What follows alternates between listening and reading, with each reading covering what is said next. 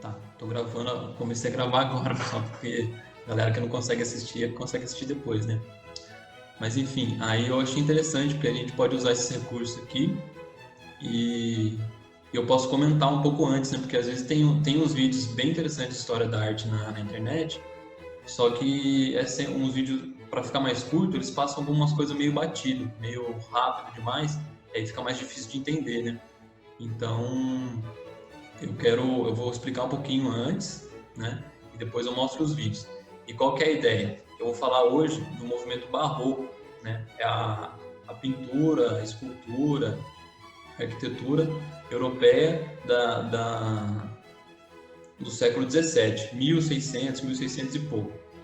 E aí eu vou compartilhar um slide com vocês aqui para a gente começar, para me ajudar aqui, certo? A gente começar a conversar sobre isso. Vocês conseguem enxergar? Ó, eu escrevi tudo isso aqui para falar por que é importante a gente estudar a história da arte, certo? E a gente vai falar do período barroco, então, o período da história da arte, né? Por que a gente chama de período barroco? Quando a gente vai estudar a história da arte, a gente divide a história da arte começa desde lá da pintura rupestre, certo? Muito antigo, né? E aí a gente divide ela em alguns períodos para a gente conseguir entender ela, né? Por que a gente divide em períodos? Porque a gente acredita que a arte ela está sempre vinculada à sociedade e ao que está acontecendo na sociedade naquele período, naquela situação toda, né? Então a gente, para estudar a história da arte, a gente estuda também o período que aconteceu e que os artistas fizeram aquele tipo de arte, né? E aí a gente chama esses períodos, pode ser de período mesmo, pode ser de movimento artístico, ou pode ser de escola artística, e existem muitas delas, né? Existe o Renascimento, existe o Barroco, existe o Romantismo, aí depois a gente vai ver mais para frente, né? Mais recente um pouco na história, a gente conhece as vanguardas europeias, que tem o Cubismo, com o Pablo Picasso e tudo isso, né? O período Barroco, ele é mais antigo, ó. E deixa eu só ler esse pedacinho para vocês, para a gente desenvolver um pouco essa ideia. Eu defender o porquê que a gente precisa estudar a história da arte, porque que é interessante. A ideia de movimento artístico ou escola artística pode ser... Peraí, deixa só eu arrastar a janelinha para o lado aqui. Pode ser entendido como uma certa tendência nas obras de arte de um determinado período. Por que eu coloquei tendência aqui? Porque não é que eu sou artista de um determinado período que eu vou fazer todas as obras que eu for fazer vai ser igualzinho o que acontece na obra barroca. Não é assim na história da arte. Ao mesmo tempo que tem essa tendência, existe outro tipo de arte também, né? A gente faz essa coisa de dividir para facilitar o estudo, né? Mas é só uma tendência, não é uma ordem, né? É importante lembrar que a arte faz parte das mudanças que acontecem na sociedade de um modo geral, ou seja, quando a gente estuda a história da arte, a gente estuda também a história de um modo geral, assim, a gente consegue entender como que funcionava a sociedade em um determinado período, né? Portanto, entender a arte como um produto do embate homem-mundo, consideramos que ela é vida. Por meio dela, o homem interpreta sua própria natureza, construindo formas ao mesmo tempo que se descobre, inventa, figura e conhece. Essa última palavra, conhecer, eu gosto bastante, porque às vezes a gente tem mania de pensar que a arte ela é um passatempo, alguma coisa assim. É comum a gente pensar isso. Só que não. A arte ela é uma forma de conhecimento também. A gente usa a arte, a gente usa a pintura, usa a música, a literatura, a arquitetura, enfim, todas as linguagens da arte, a gente usa elas para conhecer o mundo também. O artista ele conhece o mundo através da arte, né? E aí ela nasce então do meio em que esse artista está inserido. Por exemplo, eu não consigo hoje em dia fazer uma arte que não seja uma arte que a gente chama de pós-moderna, né? Uma arte depois do modernismo. Eu não consigo fazer uma arte barroca hoje. Eu posso fazer uma arte com uma influência do movimento barroco, porque eu gosto do movimento assim e tal. Mas não é a mesma coisa, né? Muda. A arte sempre está vinculada ao período, certo? Dessa maneira, podemos dizer serem as invenções filhas das épocas em que acontecem. pois não há descoberta científica ou produção artística sem que existam condições materiais e psicológicas favoráveis ao seu aparecimento. Elas sempre se apoiam em acontecimentos anteriores e inscritos em um processo histórico. Ó, isso também é interessante, essa coisa do processo histórico. Sempre que a gente fala de arte, um artista, por que é importante a gente conhecer também a história da arte? Porque a gente vai produzir uma arte com referência àquilo que já passou, né? É sempre um processo histórico. As mudanças que acontecem na sociedade, acontecem na economia, acontecem na nossa vida, no nosso cotidiano, elas acontecem porque já foram acontecendo coisas lá atrás. Por exemplo, assim, um acontecimento que aconteceu há 500 anos atrás, ele ainda exerce influência hoje. E é por isso que é importante a gente conhecer a história da arte. A história da arte e a história de forma geral, né? Para a gente entender o que está acontecendo hoje. A gente entendeu hoje, a gente estuda o ontem, estuda a história. Né? Aqui, ó, eu fiz uma linha do tempo, né? Para a gente situar um pouco. Como eu falei, então, que período, movimento artístico, essas coisas, eles sempre estão dentro da história, né? Dentro de um tempo, né? Um período da história. Então eu trouxe aqui uma linha do tempo, né? A gente tem aqui, ó, o período barroco tá escrito aqui, ó, século 17, né? 1600 e pouco, né? E por que eu trouxe aqui essa história, essa linha do tempo? Porque é aquela conversa. A arte, ela sempre está vinculada ao contexto em que ela foi criada. Então, vamos entender um pouco o que estava acontecendo no mundo, né, na Europa, nessa época aqui, ó. A gente tinha um renascimento cultural antes aqui, né, o renascimento italiano, que a ideia vigente na época, né, era o antropocentrismo, né?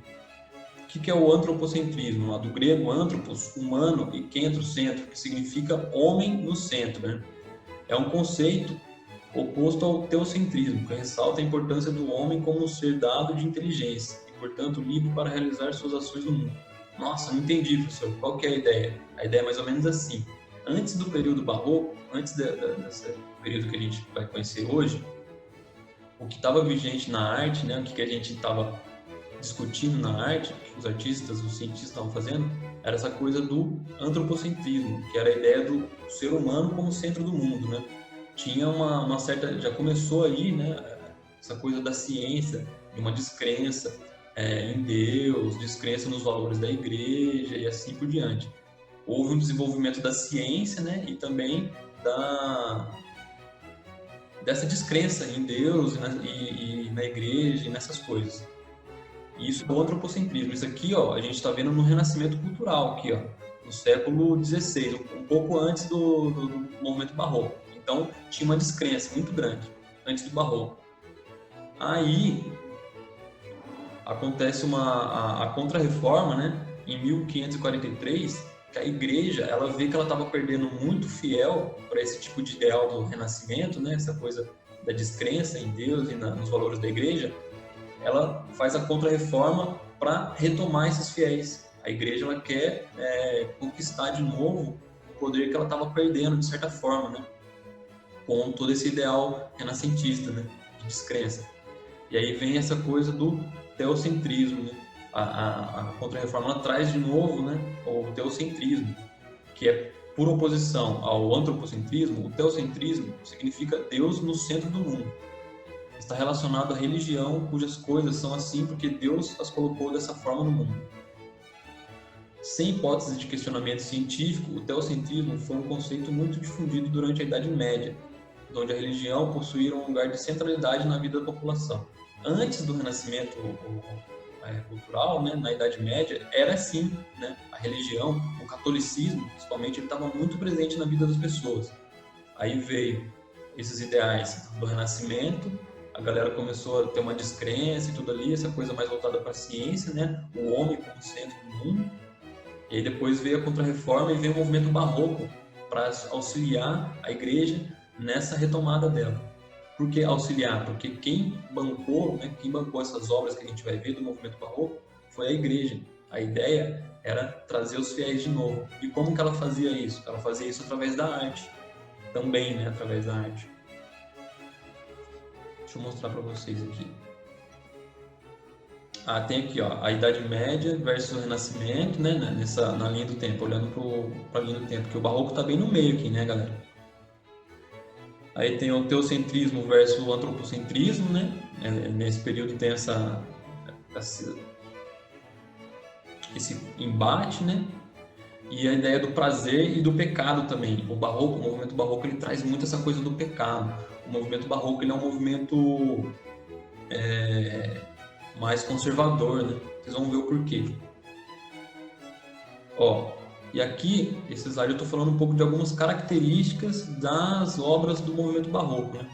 Então você pensa assim, ó, pensa que a galera não estava indo na igreja mais, não estava acreditando muito e tal.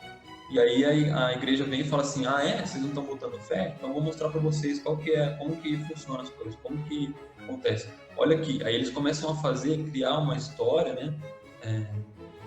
História bíblica, né? A história da religião cristã, né? Através das obras de arte. E traz as obras com um apelo desse, assim. E algumas características das obras que a gente pode destacar, assim, a gente bate o olho no trabalho barroco, a gente sabe. Por exemplo, o excesso de detalhes e ornamentos é uma arte muito carregada, muito. Vocês vão ver as igrejas por dentro como que era. É coisa com muito detalhe mesmo, muito detalhe. O contraste de claro e escuro muito grande também. As obras, principalmente a pintura barroca, é uma pintura muito escura. E por que ela usa isso? Ela coloca muito escuro e muita luz também ao mesmo tempo, porque também é uma característica do movimento barroco. Sabe aquela expressão 8 ou 80? É mais ou menos isso, assim, é uma coisa para destacar mesmo. A pintura barroca, ela colocava muito escuro e muito claro ao mesmo tempo. Outra coisa também que eu achei interessante de falar do barroco com vocês agora, porque a gente estava vendo nas atividades anteriores, a gente estava falando um pouco de representação de movimento no desenho, né? Movimentação, a gente fez desenho de dança, eu mostrei aquele vídeo do Palatinic para vocês, os móveis, aquelas coisas tudo em movimento. A gente estava falando de representação de movimento na pintura e nessas coisas, né? E o barroco, ele traz muito isso. O barroco, ele é a arte do movimento também, do dinamismo. Você olha para uma arte renascentista, ela é mais parada. Eu vou colocar um vídeo que vocês vão mostrando o Davi. Ô, professor. Oi. Tinha um artista que ele pegava, acho que era um pincel, amarrava numa corda e ia jogando por cima da tela, não é? Esse aí é o Pra expressar movimento. Esse é o expressionismo abstrato, né? É o Jackson Pollock. Ele fazia isso para expressar o movimento, exatamente. Como a tinta, do jeito que a tinta caía, mostrava o movimento que o pincel fez, né? Eu vi isso, acho que no jornal postou uma vez também e na apostila. Isso. Então, aí, tá vendo? Olha que interessante você colocar isso. Por quê? Porque eu estava falando que a arte, para a gente produzir uma arte, para a gente pensar a arte, a gente faz referência ao que já passou, não é? E o expressionismo abstrato é do século XX, 1940, 1950. Só que a gente já tem essa coisa do movimento lá no período barroco, em 1600, 1600 e pouco, entendeu? A gente a história da arte é toda assim, a gente fica retomando sempre essa coisa. A gente olha, o que a galera estava falando lá 500 anos atrás? Aí retoma alguns assuntos. Sempre acontece isso. O passado influenciando o futuro? Isso, exatamente. Sempre assim. Sabe o que eu costumo pensar quando eu penso nessas coisas? Eu lembro de estrela. Por quê? Eu não sabia, mas eu descobri esses dias que existe um monte de estrela que a gente está vendo que ela já não existe mais. Já está apagada. Ela já apagou. Só que caso da velocidade de luz. Isso, exatamente. Como a luz dela demora para chegar até a Terra, então a gente consegue enxergar ela ainda, mas ela já não existe mais. Ou seja, essa coisa do tempo, né? O tempo ele é curioso mesmo, porque ao mesmo tempo que ela está no passado, ela está no nosso presente. Ela tá anos-luz. Né? Isso. Ela está anos-luz de distância. E a história, ela mostra isso pra gente também, que tudo que a gente faz, alguma coisa que eu faço hoje, pode repercutir daqui a 500 anos.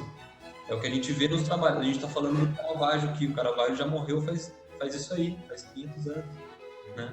A gente está falando dele aqui ainda. De certa forma, ele está vivo ainda através das obras dele, né? O realismo também era muito presente, essa ideia da mímese que tinha no Renascimento, lá de representar a coisa muito real, ainda está presente aqui também. É uma coisa comum. Que é É mostrar tipo aqueles desenhos realistas. isso. Olha ali, olha essa imagem de Jesus Cristo aqui, o cara, São Tomás enfiando o dedo na ferida dele, mostrando que ele é de Isso é um carne. desenho? É uma pintura. Mostrando que ele é feito de carne também, né? O barroco Ô, professor, essa ideia de, de carne e osso, mostrar que a gente é um ser humano, né? A ideia também era mostrar como a gente é diferente da divindade, por exemplo. A gente é feito de carne e osso. No Renascimento, a gente tinha uma postura muito arrogante, muito, sabe, uma ideia de que a gente podia tudo. Daí o movimento barroco ele traz essa ideia de que não é bem assim não. Você vai morrer, você é feito de carne e osso, você não pode fazer tudo o que você quer. ô, professor, Pode falar. já viu aquelas obras de arte que é um monte de papel formando a escultura? Já, Aí dá pra você mexer nela, já viu? já vi, já vi. Eu Eu vi acho tive que um leão ontem aqui. no YouTube. Eu tive um leão, assim, eu tinha um, assim, eu perdi. Era um leãozinho, ele se mexia. Sei. Ó, aqui, ó, olha. Olha aqui. Isso aqui é dentro de uma igreja barroca. Aquela coisa que eu estava falando do excesso, né? De ser uma arte excessiva, com muito detalhe. Sabe o que é isso aqui? Isso aqui é mármore e ouro. Mármore e ouro. A ideia era você entrar na igreja e você perceber o quão pequeno você é diante desse poder da igreja, diante desse poder da divindade, de Deus, né? A gente entra numa igreja barroca e a gente se sente desse tamanho. Professor, Pode falar. o meu ursinho ele abre a boca. Ah! Para de graça, olha lá, para de graça. Ó, mas enfim, vocês conseguem entender essa coisa do excesso na arte barroca? Olha aqui, quanta coisa, quanto detalhe. Aqui a gente consegue ver nessa imagem do lado direito, a gente consegue ver uma pintura aqui, ó, um tema bíblico também, né? Eu vou fazer assim agora, eu vou colocar um trechinho de um vídeo aqui de um processo. Professor, Oi. O cara fazendo uma escultura em mármore. Vocês estão vendo ou não? Não dá pra ver. Não dá pra ver? eu já fui Ah, na dá pra igreja ver desse daí. Tô conseguindo Ah, ver. sim. Maps? Dá, Dá sim. dá pra ver. Vou só adiantar um pouquinho aqui, ó. Isso aqui eu quero só mostrar o trabalho que é fazer. Aí eu vou mostrar depois uma obra barroca, uma escultura feita nisso aí, ó, a mármore Carrara. Parece um girino, um pouquinho. É um olho.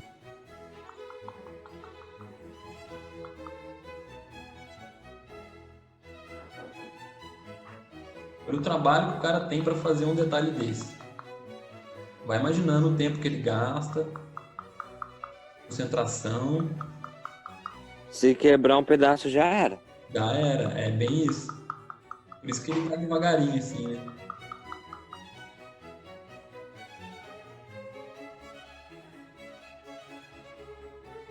O Pina, ele pega um bloco de mármore, um quadradão e vai tirando o excesso ali, vai cortando e vai fazendo.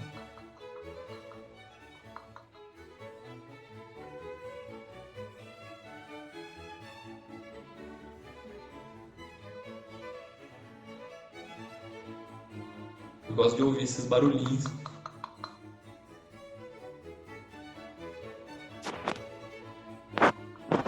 Tá bom, isso aqui era só para ilustrar um pouco. Eu vou mostrar agora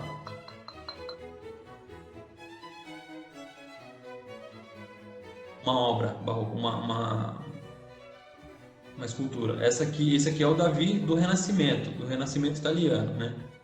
Período antes do Barroco. Aí vai mostrar a diferença a mesma obra, a mesma história do Davi que matou Golias, né?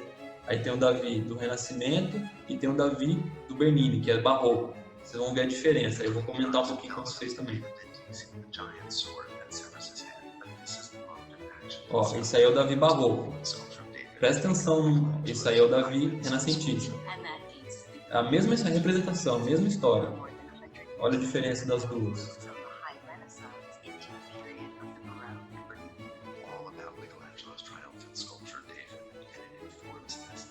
Ó, presta atenção naquela coisa que eu tô falando da representação do movimento. Esse aí é o Davi, ele tá parado, né? Parece que ele tá numa pose mesmo. Fez uma pose para tirar uma foto, né? Bem mais estático, não é? Espera mostrar o Davi do Bernini. Ele não tá parado, encostado? Isso aí é feito de mármore também, tá, galera? Eu nem lembro quantos metros de altura tem essa escultura aí. Deixa eu ver aqui. Sei que é muito grande. Ó, o do Bernini. Olha como ele se movimenta. O Davi do Michelangelo, renascentista, ele fez uma pose para foto. O Davi do Bernini, ele tá no momento antes de lançar a pedra no Golias. Conseguem perceber? Olha como ele está contorcido.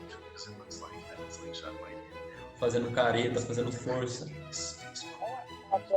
Parece que ele é de carne e osso. Só que ele é feito no mármore, né?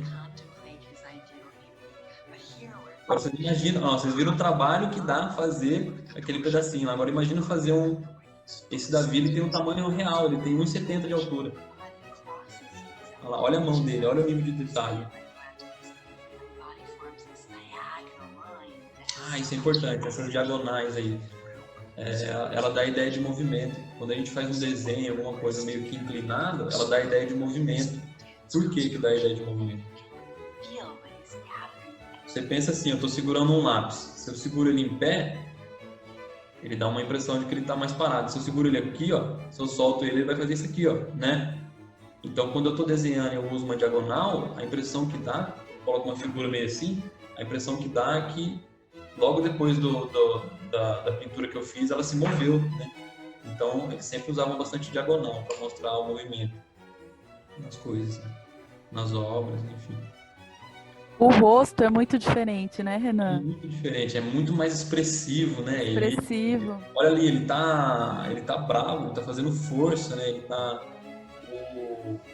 O Davi renascentista, ele é muito mais frio, né? Tá numa pose ele é muito mais posudo, ele é mais arrogante mesmo, né? O Davi. Olha aqui que posudo. E olha aqui a diferença, esse aqui tá trabalhando, ele é de carne, ele tá ali, ele tá numa batalha, né? Ele tá com... E olha, nossa, o Bernini é espetacular, né? Eu fico em choque. Ó, mas assim, eu vou colocar um videozinho agora mostrando. Pera aí.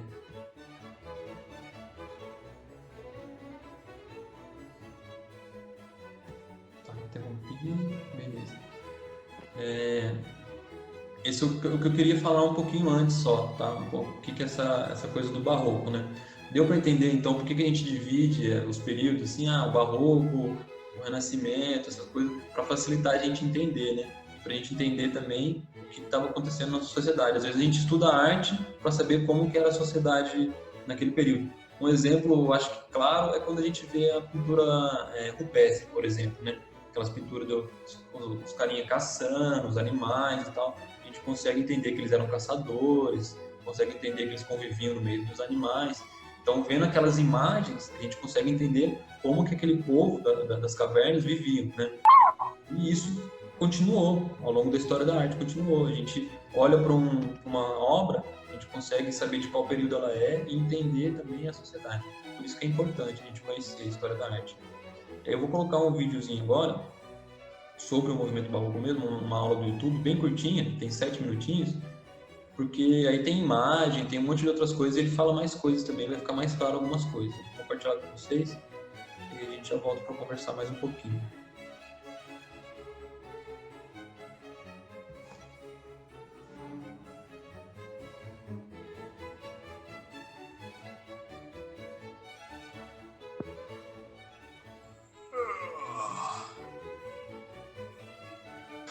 E o pessoal? Uma propagandinha, lógico, né? beleza? Tudo bem com vocês? Aqui quem fala é o Zé, que hoje é dia de revermos mais um episódio que já passou pelo canal e hoje estará sendo refeito.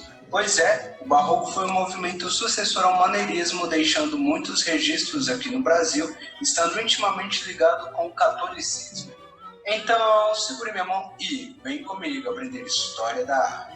O Barroco surgiu devido à necessidade da Igreja Católica de contra-atacar a reforma protestante e estancar a evasão dos seus fiéis. Para entender melhor, nós devemos voltar um pouco e observar algo que aconteceu antes. O protestantismo causou muita revolta, recebendo apoio por parte da burguesia, levando milhares de fiéis a questionar as diretrizes da Igreja Católica.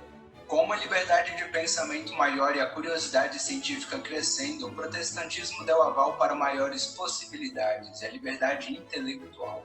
A Bíblia começará a ser traduzida para idiomas locais, dando às pessoas um entendimento próprio. Outro fator foi a crise da Idade Média, gerada pela insustentabilidade do sistema feudal. Após o Concílio de Trento, criado em 1545, a Igreja inicia seus planos para se restaurar e dissipar a ameaça protestante. Logo, o Barroco prevalece nos estados de domínio católico. A palavra barroco vem do latim que significa algo irregular, imperfeito. Seu termo foi utilizado para depreciar o estilo, já que seu perfil era bizarro, anômalo e extravagante. O Barroco também é chamado de seiscentismo. Suas obras, esculturas e igrejas serão imponentes, ostensivas e pesadas, principalmente no Brasil, já que o ouro era impregnado nas igrejas, simulando um ambiente não só sacro, mas divino. Os que compunham o corpo dos artistas todo de ouro, imagina. Gian Lorenzo Bernini, na arquitetura e escultura, Caravaggio, Velázquez, Rembrandt, Johannes Vermeer, na pintura, Antônio Vivaldi, Johann Sebastian Bach e Domenico Scarlatti, na música. Simplesmente 3 gênios da música em um só movimento. De Bernini temos o Êxtase de Santa Teresa, Davi, Apolo e Daphne, Fonte dos 4 Rios, Basílica de São Pedro, Palácio do Quirinal e Ponte Sant'Angelo. Caravaggio trouxe Vocação de São Mateus, Judite de Holofernes, Pequeno Baco Doente, A Captura de Cristo, Crucificação de São Pedro e O Tocador de Alaúde. Velázquez deu-nos As Meninas, Retrato de Juan de Pareja, Retrato do Papa Inocêncio X e Vênus olhando ao espelho. Uma curiosidade: em 1914, Mary Richardson, sufragista canadense, esfaqueou um quadro em plena exposição da National Gallery em Londres. Sua justificativa foi que se tratava de um protesto contra as injustiças ocorridas a Emmeline Pankhurst, também sufragista pelo direito ao voto feminino.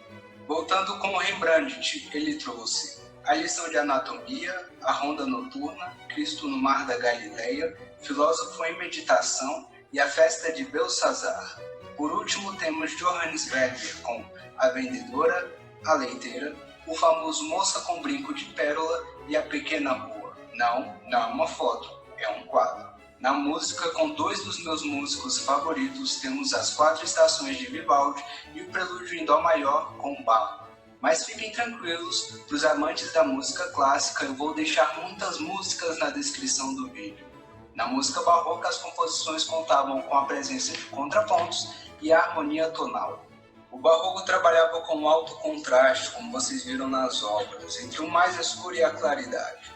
Mas isso também ocorria com expressões e figuras de linguagem, os detalhes, o dourado, seja na luz do sol ou nas roupas, e temas religiosos e profanos. Na arquitetura havia riqueza de detalhes nas construções, a monumentalidade e a presença de esculturas. Na escultura dominavam as curvas e expressões dramáticas em seus personagens retratados.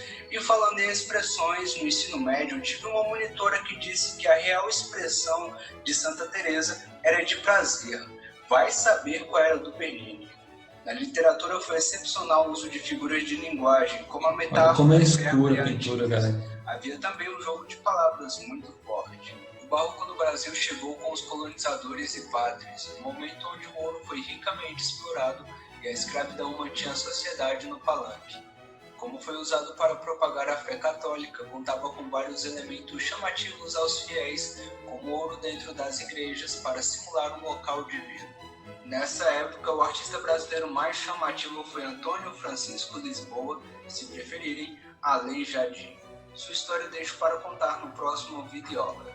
Além de escultor, ele atuou como arquiteto, projetando muitas igrejas e esculturas que carregavam um pouco do gótico alemão. Das suas criações mais famosas temos a Igreja de São Francisco de Assis, em Ouro Preto, Minas Gerais. Para quem mora em Minas Gerais, Bahia ou Pernambuco, vocês têm que visitar esses lugares, pessoal. Se você for de artes, então é praticamente obrigatório. Eu fico devendo pelo menos uma visitinha. A literatura do barroco brasileiro teve início na publicação do poema Prosopopeia, de Bento Teixeira. A linguagem barroca trazia dramaticidade, cultismo e o conceptismo, o racionalismo e o jogo de contrastes. No Brasil, contamos com Gregório de Matos, Frei Vicente e Frei Manuel. O barroco continuou até meados de 1700, quando uma forma tomava vida própria dentro dele, tomando espaço para criar uma arte mais diferente ainda do classicismo, o rococó.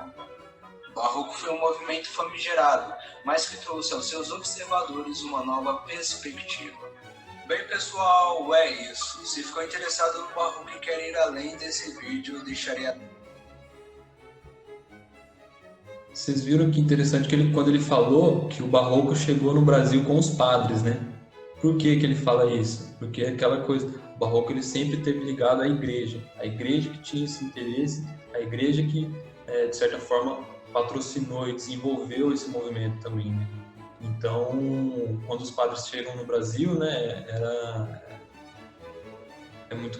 eles fazem isso, né? O barroco chega junto com eles. E aí tem essa figura do Aleijadinho, que eu acho interessante também, porque quando a gente fala, no comecinho aquele slide que eu mostrei, eu falei que a arte ela estava sempre ligada ao contexto social e também material, né, do lugar e as condições do lugar.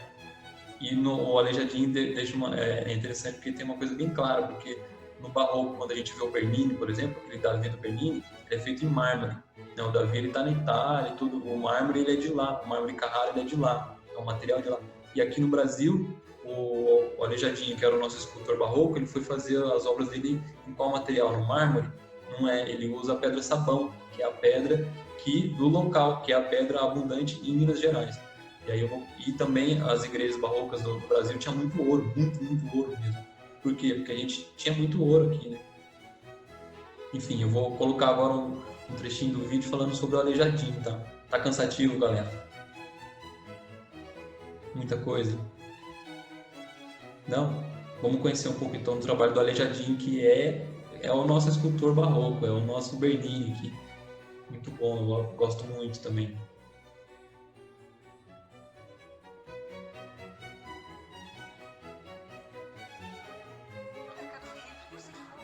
Uma propagandinha no Mercado Livre. Mais uma.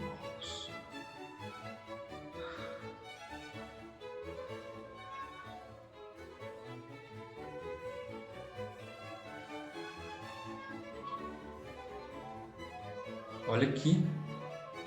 Muito lindo também esse trabalho. E ele era... Pessoal, beleza? Tudo bem com vocês? Aqui quem fala é o Zé, trazendo mais um vídeo. E hoje, aproveitando a deixa do nosso último episódio de História da Arte, conhecemos um pouco mais daquele que é considerado o maior artista do barroco brasileiro. Aquele que carrega uma história triste, mas que tem que ser contada. Então, segure minha mão e vem comigo. É importante salientar que muitos fatos na vida do artista carecem de registros históricos, e os que se tem hoje são poucos. Antônio Francisco Lisboa, mais conhecido como Aleijadinho, nasceu na data provável de 1738 em Vila Rica, atual Ouro Preto, Minas Gerais. Era filho de Isabel, uma escrava com mestre de obras e escultor português Manuel Francisco Lisboa, porém era ilegítimo. Apesar disso, não era tido como escravo e pôde aprender as primeiras letras e frequentar aulas de latim. Sabia ler e escrever, mas não conseguiu uma formação superior. Por após o ofício do pai, ele começou a aprender sobre escultura e desenho, e também com outros mestres da região, como seu tio Antônio Francisco Pombal e Francisco Xavier de Brito. Suas referências continham um pouco do gótico e isso influenciou suas criações. Ele começou a se destacar entre os demais, porém era mulato, e o preconceito racial, que era fortíssimo na época, o intimidava constantemente. Essas esculturas que estão aparecendo aí são todas de pedra, chamava a né, atenção pessoal? da população e a necessidade de adquirir seus trabalhos fez com que muitas pessoas deixassem isso de lado, pelo menos naquele momento. Enquanto jovem, Aleijadinho viveu relativamente bem com suas encomendas e a constante procura de irmandades e confrarias pelas suas obras, sendo muito cobiçado na província.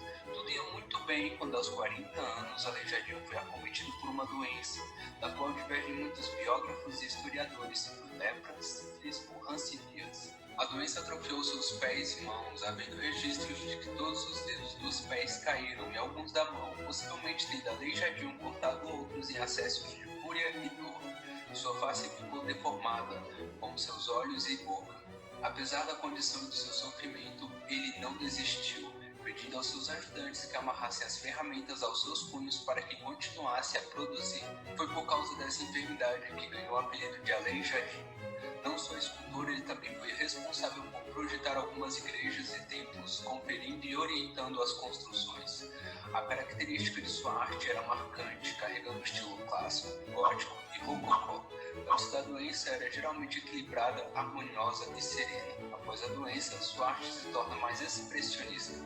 Suas esculturas eram expressivas, as figuras masculinas narigudas e com queixo duplo, olhos amendoados e braços pequenos. Ele utilizava como material para esculpir madeira, cedro, pedra e sabão, que era muito comum. Ele criou cerca de 400 esculturas, além de outras obras. As mais relevantes foram a Igreja São Francisco de Assis, a Igreja Nossa Senhora das Missões. Ele era arquiteto também, né, galera? Conjunto de obras Os Passos da Paixão e os 12 Profetas, localizados na Igreja do Bom Jesus de Matosinhos. Outra obra importante foi a Ordem Terceira de São Olha essa igreja, isso aí é ouro. levando mais de 20 anos para ser concluída. Aleijadinho teve um filho com Narcisa Rodrigues da Conceição, deixando certa descendência sua. No final da sua vida estava cego, pobre e doente, falecendo pouco depois em 1814 em Ouro Preto. Aleijadinho foi um escultor, entalhador e arquiteto brasileiro. Mas apesar do seu legado, alguns pesquisadores como Dalton Sala propõem que Aleijadinho nunca existiu, tal qual poderia ser apenas um artifício para designar um herói popular brasileiro, como foi considerado Tiradentes. Entretanto, outros pesquisadores rebatem a ideia com registros e testemunhos datados da época que corroboram para a existência do escultor. Há dúvidas porque sua história se passava no Brasil colônia, com poucos registros escritos. Além de que durante sua carreira e após a sua morte, artistas locais imitavam seu estilo, além de que o artista não assinava suas esculturas. Aleijadinho foi um grande artista quando se fala das suas obras, porém por falta de registros históricos, sua vida é um mistério. Inevitavelmente, em tempos de um Brasil colônia escravocrata, sofreu com o preconceito e o racismo que infelizmente acontece até hoje. Obteve reconhecimento de verdade séculos após a sua morte, mas a contribuição que trouxe para a cultura do Brasil apenas aumentou desde lá. O Santuário de Bom Jesus de Matosinhos foi reconhecido como Patrimônio Cultural Mundial da Unesco em 1985. Olha isso, cara. Bem, pessoal, é isso. A cultura do Brasil é muito diversificada e rica. Olha, eu vou parar aqui nessa igreja aqui. Olha isso aí. Galera, isso aqui não é pintado de ouro, não é tinta cor de ouro, não é ouro mesmo. Isso aí para vocês sacarem essa coisa de quão excessivo que era, de tanta poder que o Barroco queria mostrar no poder da igreja e de Deus, de certa forma. Você entra num lugar desse aí e você acha que você está no céu mesmo. Mas professor, Para mas intimidar mesmo os fiéis, né? eram umas folhas de ouro ou era a parede de ouro? Não, a parede não, ela tinha todos esses detalhes, né, de ouro, né? A parede é alvenaria, né? Não sei como que era, não. Mas os altares e as esculturas e tudo aquilo ali é de ouro, muito ouro mesmo. Não, professor, mas eu acho que você entende. Oi? Cortou. Ô, João, Ô, João, você estava falando, cortou. Ô, Renan, ele, pegando aí a dúvida do Regis, né? A igreja era feita de alvenaria e aí eles cobriam com ouro, né? Com o pó, ou não? Então, tinha essa coisa de passar, né? Mas o que mais fica ali mesmo, eles sempre colocavam um adereço mesmo na parede, né? Colocavam na parede, colocavam muita escultura, essas coisas mesmo. E pintura e tudo isso, né? E era feito. As esculturas dele, algumas das esculturas dele pareciam até aqueles bonecos de cerâmica, né? Isso, é feito de pedra-sabão. A pedra-sabão é uma pedra que tem lá em Minas Gerais, né, que é muito abundante naquela região, só não tem em outra região.